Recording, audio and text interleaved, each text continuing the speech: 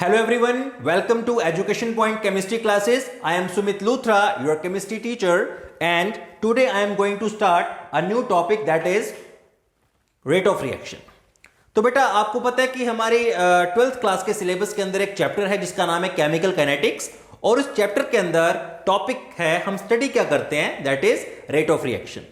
तो rate of reaction is a very important topic और इस टॉपिक से अच्छे खासे सवाल पूछे जाते हैं नीट के पेपर में. इसके अलावा आईआईटी जेईई के पेपर में भी अच्छे खासे सवाल पूछे जाते हैं और अच्छे कॉन्सेप्चुअल क्वेश्चंस पूछे जाते हैं बोर्ड के एग्जामिनेशन में भी.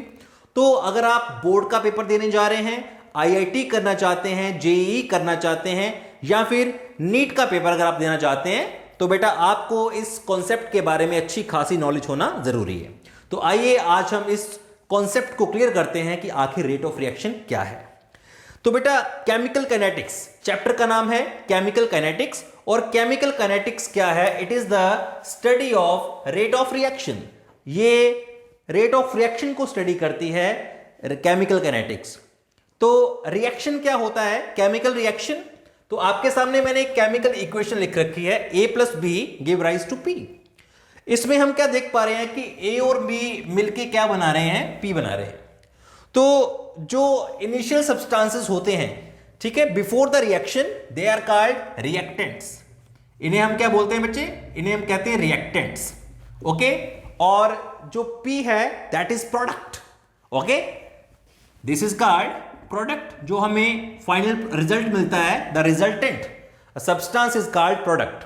फॉर एग्जांपल कि अगर मैं कोई रिएक्शन कर रहा हूं, ठीक है, अगर मैंने दो चीजों को मिलाया और उससे मेरे को तीसरा सब्सटेंस मिला, और जो मिला दैट इज प्रोडक्ट, और जिनको मैंने मिलाया था थर्ड कंपाउंड को ऑब्टेन करने के लिए, that was the reactants. Okay. तो किसी भी केमिकल रिएक्शन में होता क्या है कि रिएक्टेंट्स जो हैं वो डिसअपीयर होते चले जाते हैं और जो प्रोडक्ट है वो अपीयर होता चला जाता है. फॉर एग्जाम्पल अगर मैं मिल्क से कर्ड बनाना चाहता हूं, अगर मैं मिल्क से कर्ड बनाना चाहता हूं, तो अगर इस प्रोसेस के अंदर 6 आवर्स का टाइम लगता है, ठीक है, ये मैंने जस्ट एक अज्यूम कर लिया कि अगर मैं मिल्क को कर्ड में कन्वर्ट करना चाहता हूं और इस प्रोसेस के अंदर 6 घंटे लगते हैं, ठीक है.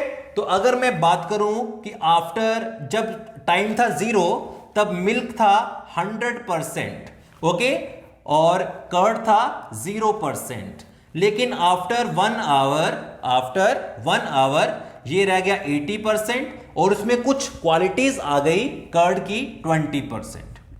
तो उसके बाद 2 घंटे के बाद क्या हुआ? ये रह गया बेटा 60% सपोज कर लीजिए, और ये हो गया 40%. धीरे धीरे जब 6 घंटे पूरे हो जाएंगे तो 6 घंटे के बाद ये बचेगा 1% और ये हो जाएगा 99%. ओके. तो इस रिएक्शन में हम क्या देख पा रहे हैं कि with the passage of time, जैसे जैसे समय गुजर रहा है, the qualities of milk is decreasing while the qualities of curd is increasing. मतलब कि जो हमारा रिएक्टेंट है ये डिसअपीयर हो रहा है, it is disappearing continuously and the product is appearing. ये अपीयर होता जा रहा है.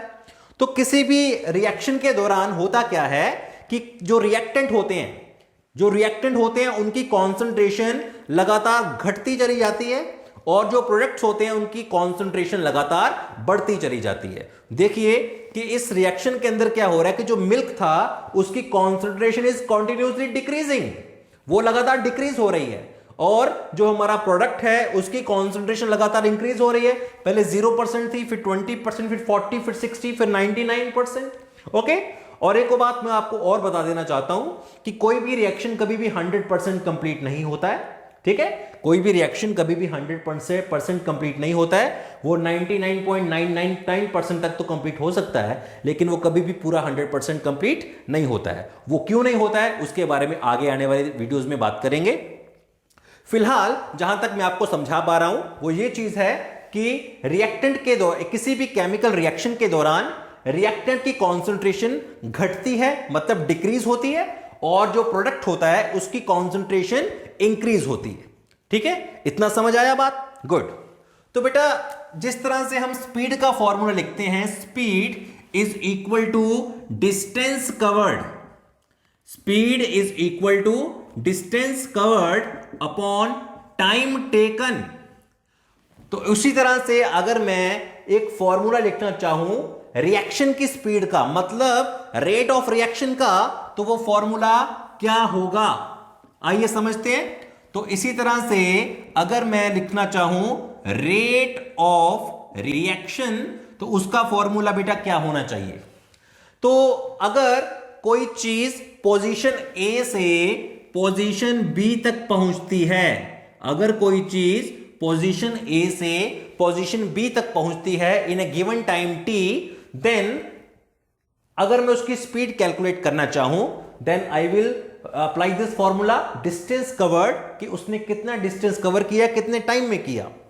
लेकिन in this case, in the case of chemical reactions, यहां पर डिस्टेंस वाली कोई बात नहीं है, लेकिन यहां पर एक चीज चेंज हो रही है, that is the concentration. Okay, reactant की कॉन्सेंट्रेशन घटती चली जा रही है और प्रोडक्ट की कॉन्सेंट्रेशन बढ़ती चली जा रही है। तो मैं रेट ऑफ रिएक्शन को कुछ इस तरह से लिख पाता हूं कि rate of reaction is equal to decrease in concentration of reactant upon time taken, upon time taken. Okay, तो रेट ऑफ रिएक्शन क्या होता है, it is the decrease in concentration of reactant upon time taken. Okay, and आप इसको एक और तरीके से लिख सकते हैं, और you can also write it as increase in concentration of products, increase in concentration of products upon time taken. You can also write it as, okay. So rate of reaction को दो तरीके से लिखा जा सकता है। First is the decrease in concentration of reactant upon time taken, and the second is increase in concentration of product upon time taken. अब सवाल यह पैदा होता है कि ये हमने लिख तो लिया, लेकिन इसकी मैथमेटिकल फॉर्म क्या होगी। तो चलिए इसको मैथमेटिकल फॉर्म में समझते हैं, इसको मैथमेटिकल फॉर्म में समझते हैं कि इसका मतलब क्या निकल करके आता है। सपोज करो कि मेरे पास एक रिएक्शन है A प्लस बी, और ये हमें दे रहा है P। ओके, तो जो कॉन्सेंट्रेशन होती है ना किसी रिएक्टेंट की या किसी प्रोडक्ट की, उसे लिखा जाता है स्क्वायर ब्रैकेट के अंदर। स्क्वायर ब्रैकेट के अंदर अगर मैंने कोई रिएक्टेंट का नाम लिखा है, तो इसका मतलब है कि वो उसकी कॉन्सेंट्रेशन के बारे में बात हो रही है। ओके, तो यहां पर मैं कैसे लिखूंगा, I will write rate of this reaction is equals to minus delta concentration of T A upon delta T. इसका मतलब क्या है, डेल्टा का मतलब है चेंज इन कॉन्सेंट्रेशन, कितना कॉन्सेंट्रेशन घटा। ठीक है, बढ़ेगा तो है नहीं, इसका रिएक्टेंट का तो घटेगा ही, तो इसका मैं लिखूंगा कितना कॉन्सेंट्रेशन घटा। क्योंकि ये हमेशा डिक्रीज हो रही है, इसलिए मैं यहां पर नेगेटिव लगा रहा हूं खुद से। ये नेगेटिव साइन इसलिए लगाया जा रहा है क्योंकि ए की जो कॉन्सेंट्रेशन है वो डिक्रीज हो रही है, और वो डिक्रीज होने की वजह से वो हमें एक नेगेटिव वैल्यू देगा, और उस नेगेटिव को वापस पॉजिटिव करने के लिए मैं यहां पर एक नेगेटिव खुद से लगाऊंगा। Okay, similarly you can also write the rate of reaction as minus delta concentration of B upon delta T. Okay, so you can also write it as in the terms of second reactant. You can also write the rate of reaction in the terms of this reactant. Okay, you can choose either A or B, or you can also choose P. अगर आप product की form में लिखना चाहते हैं, then you have to write the sign positive here because the concentration of product is increasing. Okay, so I will write it as the change in concentration of product upon time taken. तो अगर आप reactant की form में लिखना चाहते हैं तो किसी एक रिएक्टेंट को चुन लीजिए, उसका जो कॉन्सेंट्रेशन में चेंज आ रहा है उसको यहां पर लिखिए अपॉन टाइम टेकन, साथ में नेगेटिव साइन। लेकिन अगर आप प्रोडक्ट की फॉर्म में लिखना चाहते हैं तो प्रोडक्ट की फॉर्म में हमेशा वो पॉजिटिव ही आता है। ओके, अब मैं आपको एक और इसकी दिखाता हूं एग्जांपल। जैसे मेरे पास है 2a plus 3b give rise to 5p। हमारे पास एक और एग्जांपल है 2a plus 3b give rise to 5p। इसका मतलब क्या होता है कि इसमें अगर मैं रेट ऑफ रिएक्शन लिखना चाहता हूं तो कैसे लिखूंगा देखिए यहां पर 2 लगा हुआ है, यहां पर 3 लगा है, यहां पर 5 लगा है, तो these are the coefficients of reactants. तो जो रिएक्टेंट के कोफिशिएंट्स होते हैं उनको डिवाइड किया जाता है, ओके, उनको डिवाइड किया जाता है। तो किस तरह से लिख सकते हैं हम इसका रेट ऑफ रिएक्शन, आइए समझते हैं। तो you can right minus delta A upon delta T, लेकिन साथ में आपको लगाना पड़ेगा 1/2। 1/2 क्यों लगाएंगे? Because there are 2 moles of A reacting in this reaction, okay. तो अगर मेरे पास 3 है तो मैं लिखूंगा -1/3 delta a concentration upon delta T. और अगर मेरे पास यहां पर 5 लिखा हुआ है, then I can write it as 1/5। ये प्लस में होगा, ये माइनस में नहीं होगा, और हम लिखेंगे इसको delta P upon delta T, correct. तो इस तरह से रेट ऑफ रिएक्शन को लिखा जा सकता है। आई होप कि आपको यहां तक बिल्कुल अच्छे से क्लियर हो चुका होगा। रेट ऑफ रिएक्शन जो होता है ये 2 तरह का होता है बेटा। एक होता है एवरेज रेट ऑफ रिएक्शन और दूसरा होता है इंस्टेंटेनियस रेट ऑफ रिएक्शन, ठीक है। जो रेट ऑफ रिएक्शन है ये 2 टाइप्स का है। The first is instantaneous and the second is average. तो चलिए इनको भी आपस में समझ लेते हैं, रिलेट करते हैं कि इसके फॉर्मूलाज क्या बनेंगे, इसके फॉर्मूलाज क्या बनेंगे, ओके। तो जो होता है हमारे पास instantaneous rate of reaction, first type है बेटा हमारे पास instantaneous rate of reaction and the second is